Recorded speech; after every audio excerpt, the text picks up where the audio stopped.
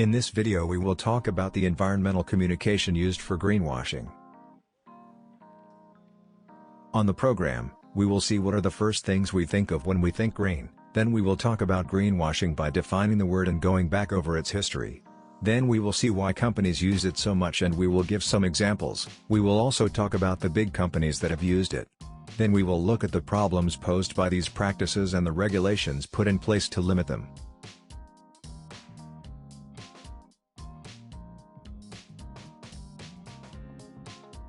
Green is trendy. Green is cool. Green is young. Green sales. All this is what we can hear when we hear about green. Everybody wants, and eventually has to, jump on that train. But not many companies want to spend money on changing processes.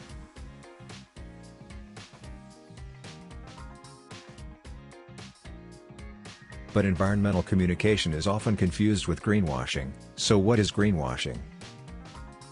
Greenwashing is a form of advertising or marketing spin in which green PR and green marketing are deceptively used to persuade the public that an organization's products, aims and policies are environmentally friendly, whereas the real negative impacts of the environment harming production, distribution and usage of the products remain unspoken about.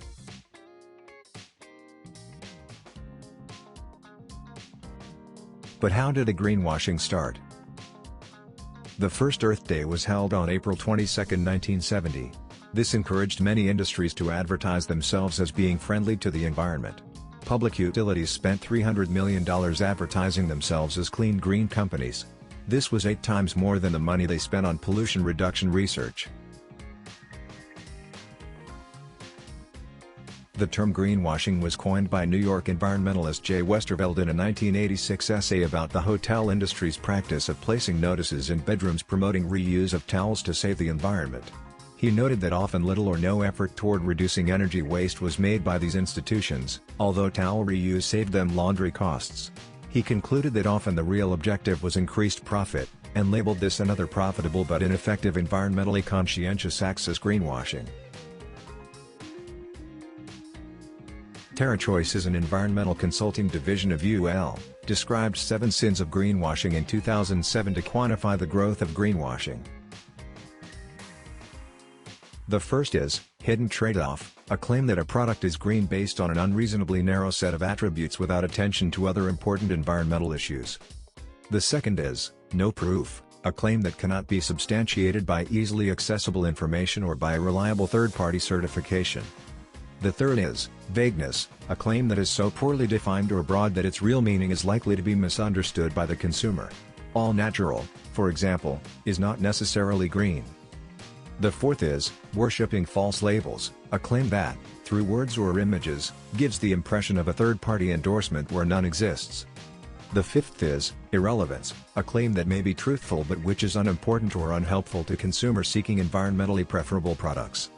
In sixth we find, lesser of two evils, a claim that may be true within the product category, but that risks distracting consumers from the greater environmental impact of the category as a whole. And finally the last, the seventh, fibbing, a claim that is simply false. The organization noted that by 2010 approximately 95% of consumer products in the US claiming to be green were discovered to commit at least one of these sins.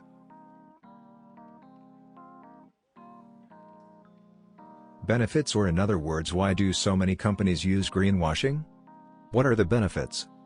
Companies that intentionally take up greenwashing communication strategies often do so in order to distance themselves from the environmental lapses of themselves or their suppliers.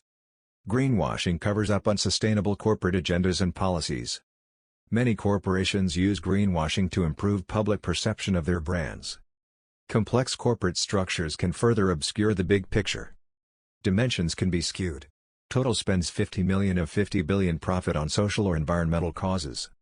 In general, high pressure for companies to be more eco-friendly and transparent. Not just for the government but also for the consumers and clients, and to reach the SDG thresholds, for example CO2 neutrality. What are general examples for greenwashing? A basic example of greenwashing is when an organization spends significantly more resources on advertising being green than on environmentally sound practices. Greenwashing can range from changing the name or a label of a product to evoke the natural environment, for example on a product containing harmful chemicals. 2.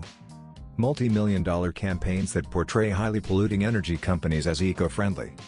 Showing small investments and baby steps of improvement without mentioning the absolute negative implications on the environment, remaining silent about the important information.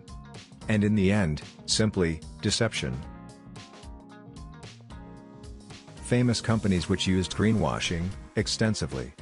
Slogans: clean burning natural gas or beyond petroleum, British Petroleum, or a better environment inside and out, A380. Food industry. In 2018, in response to increased calls to ban plastic straws, Starbucks introduced a lid with a built-in drinking straw that actually contained more plastic by weight than the old straw and lid together. Fashion industry. The Well Fur label, which advocated for animal welfare on fur farms, is run by the fur industry itself and is aimed at European fur farms. Automotive industry. Volkswagen fitted their cars with a defeat device which activated only when a car's emissions were being tested, to reduce polluting emissions. In normal use, by contrast, the cars were emitting 40 times the allowed rate of nitrogen oxide. Forbes estimates that this scandal cost Volkswagen $35.4 billion. Political campaigns. We can cite some examples. Clean coal, an initiative adopted by several platforms for the 2008 U.S. presidential election. In 2021, Saudi Arabian Crown Prince Mohammed bin Salman announced a tree planting campaign in the desert as part of the plan to reach carbon neutrality by 2060. The move was dubbed as greenwashing of the day. We can also talk about the problematic implications of greenwashing. The rise of greenwashing, paired with ineffective regulation, contributes to consumer skepticism of all green claims and diminishes the power of the consumer to drive companies toward greener manufacturing processes and business operations. Creates further challenges for green businesses which invest their money in actually environmental-friendly products and services while not having sufficient funds to prove their green approaches. Here are some examples of political regulations to try to reduce greenwashing. Region or country. Regulation. Effect and aim. Australia. Australian Trade Practices Act. Punishes companies that provide misleading environmental claims. Canada. Competition Bureau.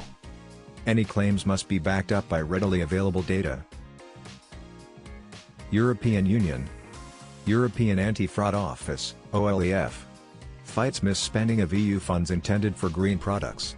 It also handles illegal logging and smuggling of precious wood and timber into the EU, wood laundering. Norway. Norway's Consumer Ombudsman. Observes car manufacturers. Thailand. Green Leaf Certification by Association of Southeast Asian Nations, ASEAN. Rates the hotel's environmental efficiency of environmental protection. United Kingdom. Competition and Markets Authority. Protect consumers from misleading environmental claims and to protect businesses from unfair competition. United States. Federal Trade Commission.